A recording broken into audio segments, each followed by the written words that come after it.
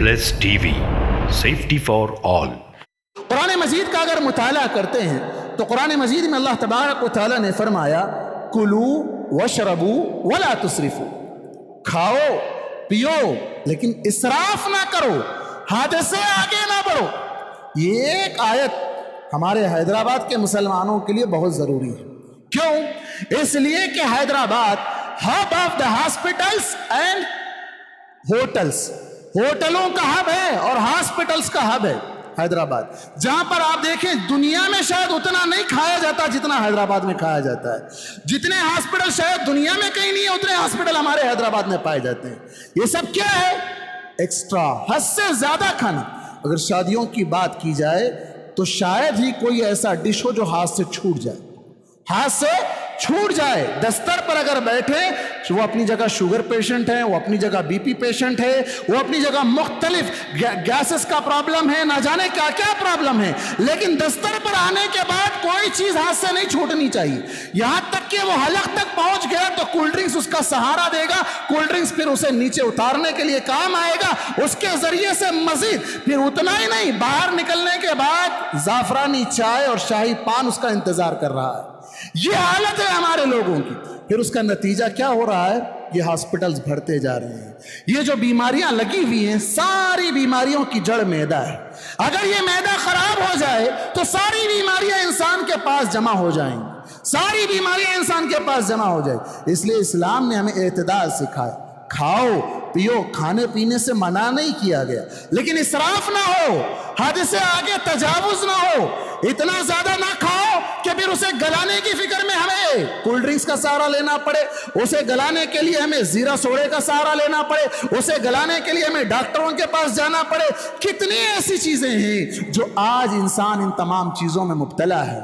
ये कुलू वशरबू। और अगर बात कही जाए तो हम ये कहते हैं कि दौर बहुत ख़राब चल रहा है, ज़माना बड़ा ख़राब चल रहा है, महंगाई बढ़ गई है, लेकिन अगर आप इसका दूसरा एंगल देखेंगे तो शायद पिछले ज़माने में लोग उतना नहीं खाए जितना आज का इंसान खा रहा है।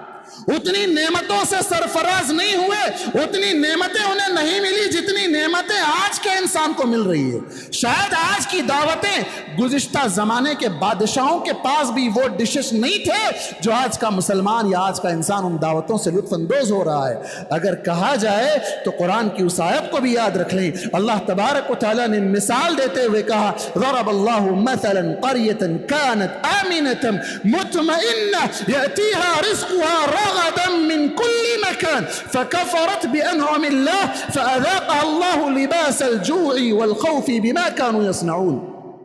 अल्लाह ताला ने सूरह नहल के अंदर एक बस्ती वालों का तस्करा किया, उनकी मिसाल देते हुए कहा कि ये वो लोग थे जिनके पास उनकी रोजी सुबह शाम तरोताजा पहुंचती थी, तरोताजा हर किस्म की रोजी पहुंचती थी, और वो खाते थे लेकिन अल्लाह की नाशुक्री करते थे, अल्लाह की नेमतों की नाशुक्री करते थे। फ़कफ़रत बिअनअमिल्लाह फ़अज़ाक़हा अल्लाहु लिबासल जू। नतीजा अल्लाह ताला किस अजाब में मुब्तला किया? भूख के अजाब में मुब्तला कर दिया। आज हमें होश के नाखून लेने की ज़रूरत है। आज हम जो खाने में कंपटीशन करते जा रहे हैं, ये जो हमारी होटलें, ये जो हमारी आउटिंग्स और फार्म हाउस पर जाकर दावतें, ये मुख्तलिफ तरीके से जो हम सिर्फ खाना ही हमारा मकसद हयात बन गया है, तो हमें सोचना चाहिए कहीं ऐसा ना हो कि ये नेमतें जो हम खा रहे हैं उसका 1% भी हम अल्लाह का शुक्र अदा नहीं कर रहे हैं। अल्लाह तबारक व तआला अगर ये नेमतें हमसे छीन ले तो फिर भूख का अजाब हम पर मुसल्लत हो सकता है। फ़अज़ाक़हा अल्लाहु लिबासल जू वल खौफ, और डर का अजाब अल्लाह तबारक व तआला मुसल्लत कर देगा। भूख का अजाब पेशेंट पर मुसल्लत है, जो कुछ खा नहीं सकता, अपनी मर्जी से पी नहीं सकता, जो उसे इंजेक्शंस के जरिए से दवा दी जाए, जो ग़िज़ा दी जाए, बस उसी की हद तक रहता है। कितने ख़ानदान वाले, कितने मालदार लोग तड़प जाते हैं कि मेरे रिश्तेदार को कुछ खिला दो, कुछ जूस पिला दो, कुछ उसके पेट में पहुंच जाए। कोई मजाल है किसी के एक कतरा पानी नहीं पिला सकते, एक कतरा पानी का नहीं पिला सकते हैं। तो ऐसी नौबत या ये अजाब आने से पहले अपने आप को संभाल कर रखिए, कहीं इतना मुसीबत में मुब्तला ना हो जाए कि आप एक एक कतरे के मोहताज बन जाएं। تو یہ صحت بہت بڑی نعمت ہے، اس کو بچا کر رکھیے، اللہ کی عبادت میں لگائیے۔ ایسا نہ ہو کہ اس صحت مندی میں آپ نے خوب کھایا، خوب اڑایا، خوب عیاشیاں کر لی، جب بیمار پڑ گئے، بستر پر پہنچ گئے، نہ آپ عبادت کر سکتے، نہ تلاوت کر سکتے، نہ ذکر کر سکتے، نہ آپ کو ہوش حواس ہے، کچھ نہیں ہے، تو پھر ایسی زندگی کا کیا فائدہ؟ اور اس کے بعد اللہ کے نبی صلی اللہ علیہ وسلم کی اس حدیث کو بھی سنتے جائیے۔